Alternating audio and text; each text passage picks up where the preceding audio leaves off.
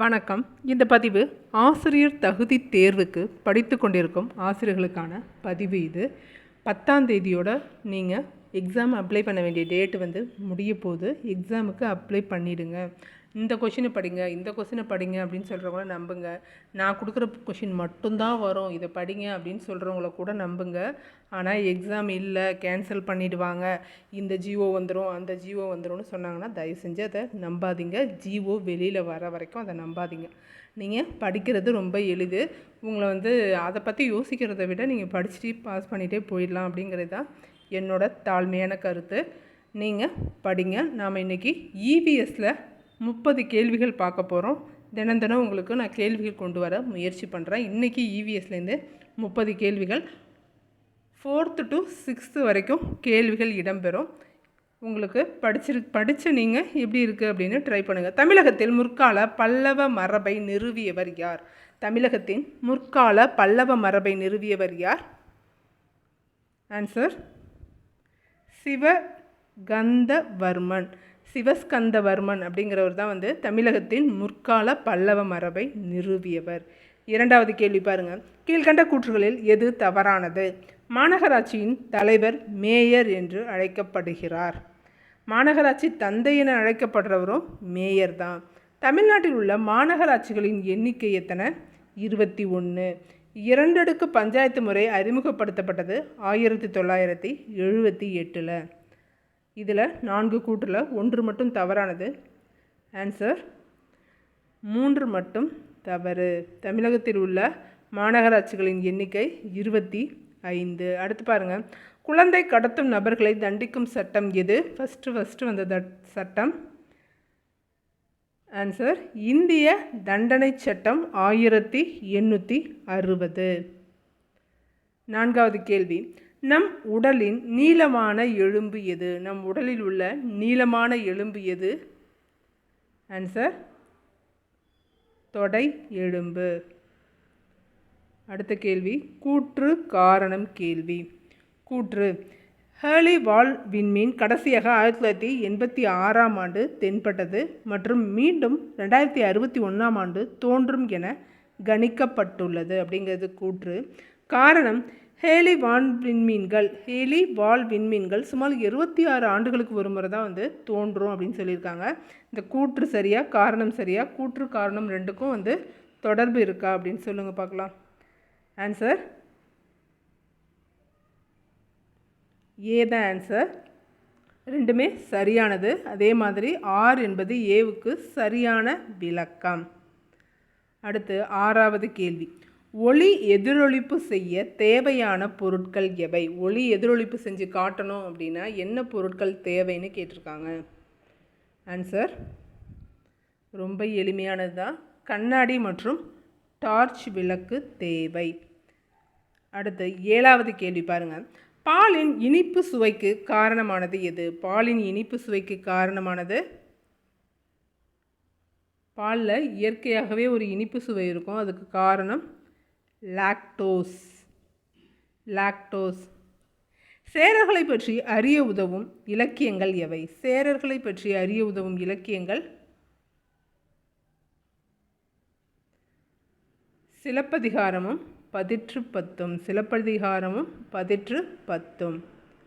அடுத்து 9வது கேள்வி பாருங்கள். பாண்டியர்களின் சின்னம் எது? பாண்டியர்களின் சின்னம் ஆன்சர் 2 மீன்கள். ஒரு மீன் கிடையாது, வெறும் மீன் சொல்லக்கூடாது, 2 மீன்கள் அப்படிங்கிறதா எக்ஸாக்டான ஆன்சர். கரெக்டான ஆன்சர் எதுனா 2 மீன்கள். அடுத்து 10வது கேள்வி பாருங்கள். காஞ்சிபுரத்தை தலைநகராக கொண்டு பாலாற்று பகுதியில் ஆட்சி செய்தவர்கள் யார்? காஞ்சிபுரத்தை தலைநகராக கொண்டு பாலாற்று பகுதியை ஆட்சி செய்தவர்கள் யார்? ஆன்சர் பல்லவர்கள். 11. செம்புலம் என்று அழைக்கப்படுவது எது? செம்புலம் என்று அழைக்கப்படுவது எந்த நிலம்? செம்புலம் என அழைக்கப்படுறது முல்லை நிலம். செம்புலம் என்று அழைக்கப்படுவது முல்லை நிலத்தை தான் செம்புலம்னு சொல்கிறாங்க.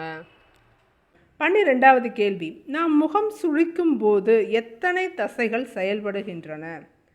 நாம் முகம் சுழிக்கும் போது செயல்படும் தசைகள் 43.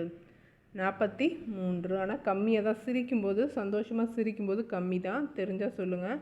டேஷ் என்ற நிறமி சூரிய ஒளியை எடுத்துக்கொள்ள உதவுது.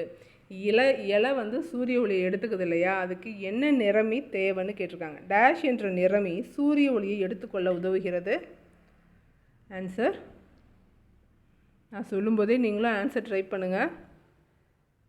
குளோரோஃபில். நான் சொல்கிறதுக்கு முன்னாடியே ஆன்சர் ட்ரை பண்ணுங்கள். குளோரோஃபில். யாராவது எக்ஸாம் இல்லை அப்படின்னு சொன்னாங்கன்னா ஆமாம் எக்ஸாம் இல்லை தான் போல் அப்படின்னு பேசிவிட்டு அந்த டாக் அப்படியே முடிச்சுட்டு படிக்க ஆரம்பிச்சிருங்க. படிக்கிறது தான் ரொம்ப ரொம்ப நல்லது. எந்த கவர்மெண்ட் வரும்னு தெரியாது, என்ன ஜிஓ வரும்னு நமக்கு தெரியாது. ஜிஓ வந்துருச்சு நீங்கள் படிக்க வேண்டாம்னு சொன்னால் சந்தோஷம்தான். ஆனால் ஜிஓ வர வரைக்கும் யார் எது சொன்னாலும் நம்பாதீங்க, படிங்க. பூவா தாவரங்கள் ஆட்டோட்ரோப்புகள் கீழ்கண்ட ஜோடிகளில் சரியானது எதுன்னு கேட்குறாங்க. பூவா தாவரங்கள் அப்படிங்கிறது ஸ்போம் மூலம் இனப்பெருக்கம் செய்யும். ஆட்டோட்ரோப்புகள் அப்படின்னா தற்சார்பு உயிரினங்கள். ஹேட்டிரோட்ரோப்புகள் அப்படின்னா பிறசார்பு உயிரினங்கள். மலரின் பாகம் வெளிப்புற அடுக்கு வந்து புள்ளி வட்டத்தால் பாதுகாக்கப்படுது. இந்த 4ல் எது தவறான இணைன்னு கேட்டிருக்காங்க. பூவா தாவரங்கள் ஸ்போம்கள் மூலம் இனப்பெருக்கம் செய்கிறது. ஆட்டோட்ரோப்புகள் தற்சார்பு உயிரினங்கள். ஹேட்டிரோட்ரோப்புகள் பிறசார்பு உயிரினங்கள். மலரின் பாதுகாப்பு வெளிப்புற அடுக்கு எது அப்படின்னா புள்ளி வட்டம். இது எல்லாமே 4மே சரியானது. அதனால் ஆன்சர் டி தான் வந்து ஆன்சர். 1 2 3 4 அனைத்துமே சரி, படிச்சுக்கோங்க. அடுத்து பொறுத்துக்க கொடுத்துருக்காங்க பாருங்கள். அதாவது சிவப்பு புள்ளி விவர புத்தகம் அப்படின்னு ஒன்று கொடுத்துருப்பாங்க. அதில் எந்தெந்த கலரில் ஒரு விலங்கை பற்றி சொல்லியிருக்காங்களோ அது எதை குறிக்கும் அப்படிங்கிறத பொறுத்த சொல்லியிருக்காங்க. பச்சை வண்ணம் எதை குறிக்கும்? வெள்ளை நிறம் எதை குறிக்கும்? வெள்ளை நிறம் அப்படின்னா அருகிய நிலையில் உள்ள விலங்கினம். பச்சை வண்ணம் அப்படின்னா முன்பு அழியும் நிலையிலிருந்து தற்போது அதிகரிக்கும் உயிரினங்கள் தான் வந்து பச்சை வண்ணம். வெள்ளை நிறம் அப்படின்னா அருகிய நிலையில் உள்ள உயிரினம். சிவப்பு அப்படின்னா அழியும் நிலையில் உள்ள உயிரினம். கருப்பு நிறம் அப்படின்னா அழிந்துடுச்சு, இல்லை அப்படிங்கிறதுக்கு அது வந்து ஒரு சொல்கிற அளவுக்கான குவான்டிட்டியில் இல்லை அப்படின்னா அழிஞ்சு போச்சு அப்படின்னு முடிவு பண்ணிடுறாங்க. ஒரு லெவல் வச்சுருக்காங்க. அப்போது கருப்பில் இருந்தால் அது வந்து அழிந்த நிலையில் உள்ள விலங்கினம் அப்படின்னு சொல்கிறாங்க. அடுத்து 16வது கேள்வி. நீல சிலுவை பற்றி சரியான அதாவது ப்ளூ கிராஸ் பற்றிய சரியான கருத்து என்னன்னு கேட்டிருக்காங்க. ப்ளூ கிராஸ் அப்படிங்கிறது என்ன அப்படின்னா ஆன்சர் பி, விலங்குகளின் நலனுக்காக பதிவு செய்யப்பட்ட அமைப்பு. விலங்குகளின் நலனுக்காக பதிவு செய்யப்பட்ட அமைப்பு தான் வந்து ப்ளூ கிராஸ். 17வது கேள்வி ஆன்சர் தெரியுதா பாருங்கள். உலக காசநோய் ஒழிப்பு தினம் எப்போது அனுசரிக்கப்படுகிறது? உலக காசநோய் ஒழிப்பு தினம் எப்போது அனுசரிக்கப்படுகிறது? மார்ச் 24. 18வது கேள்வி. இராணுவ கட்டடக்கலைக்கு சிறந்த எடுத்துக்காட்டு எது? இராணுவ கட்டடக்கலைக்கு சிறந்த எடுத்துக்காட்டு வந்து வேலூர் கோட்டையை தான் அப்படி சொல்லியிருப்பாங்க. இராணுவ கட்டடக்கலைக்கு சிறந்த எடுத்துக்காட்டாக வேலூர் கோட்டை இருக்குது.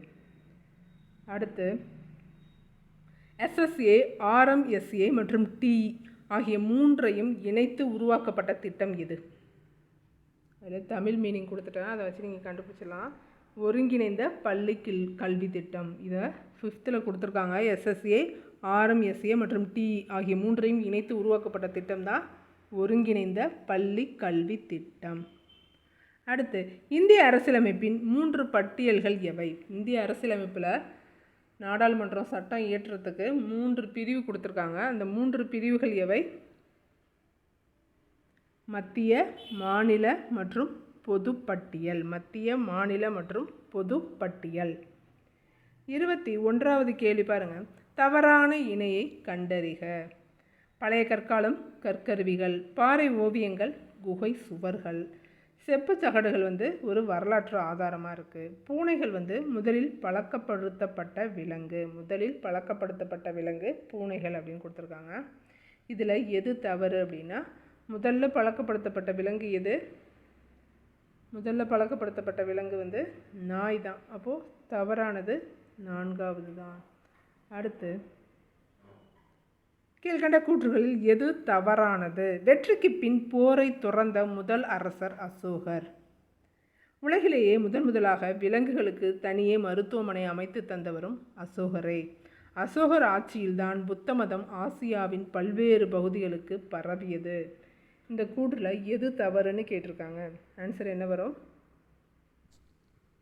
ஆன்சர் இதில் எதுவுமே தவறு கிடையாது, எல்லாமே சரியானவை. அடுத்து மறுபடியும் அதே மாதிரியான ஒரு கேள்வி. கீழ்கண்ட கூற்றுகளில் தவறானதை தெரிவு செய்க. சூரிய குடும்பத்தின் மொத்த நிறையில் 99.8% சூரியனாலேயே உள்ளது. மொத்த குடும்பத்தில் 99.8% யார் தான் எடுத்துக்கிறா? சூரியனே எடுத்துக்கிறாங்க. அடுத்து சூரியன் ஹைட்ரஜன் மற்றும் ஹீலியம் போன்ற வெப்பமான வாயுக்களால் ஆனது. சூரிய ஒளி பூமியை அடைய சுமார் 6.3 நிமிடங்கள் ஆகிறது. சூரியன் அனைத்து கோள்களுக்கும் வெப்பத்தையும் ஒளியையும் அளிக்கிறது. சூரியன் தான் அனைத்து கோள்களுக்கும் வெப்பத்தையும் ஒளியையும் அளிக்கிறது. இதில் ஒன்று தான் தவறானது, எதுன்னு சொல்லுங்கள் பார்க்கலாம். ஆன்சர் சூரிய ஒளி பூமியை அடைய 8.2 நிமிடங்கள் ஆகுது. சரி, சூரிய ஒளி வர ஊடகம் தேவையா தேவையில்லையா?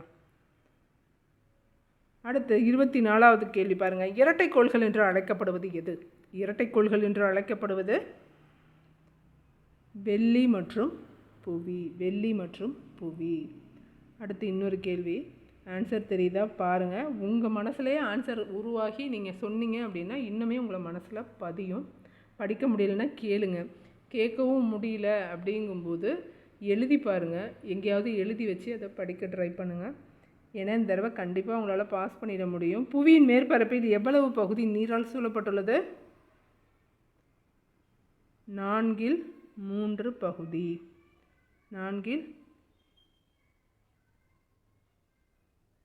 4/3 பகுதி, அதாவது சி தான் ஆன்சர். அடுத்து 26வது கேள்வி பாருங்கள். போபஸ் மற்றும் டீமஸ் ஆகியவை எந்த கோளின் துணைக்கோள்கள்? போபஸ் மற்றும் டீமஸ் வந்து செவ்வாய்க்கோளின் துணைக்கோள்கள். அடுத்து 27வது கேள்வி பாருங்கள்.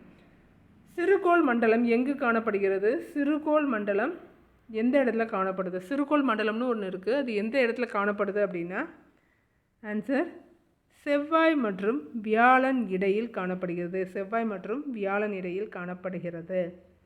28 லித்தோஸ்னா என்ன? ஹைட்ரோஸ்பியர்னா என்ன? அட்மாஸ்பியர்னா என்ன?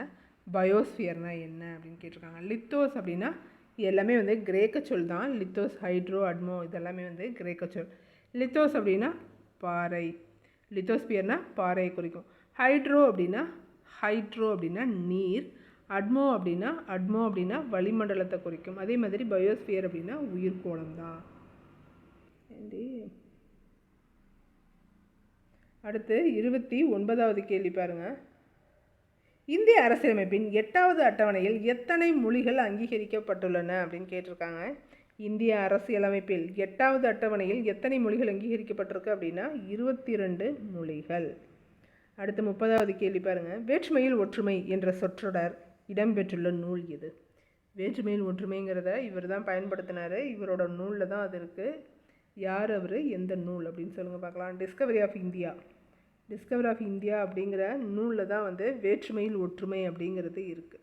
ஆன்சர் பி தான் ஆன்சரு.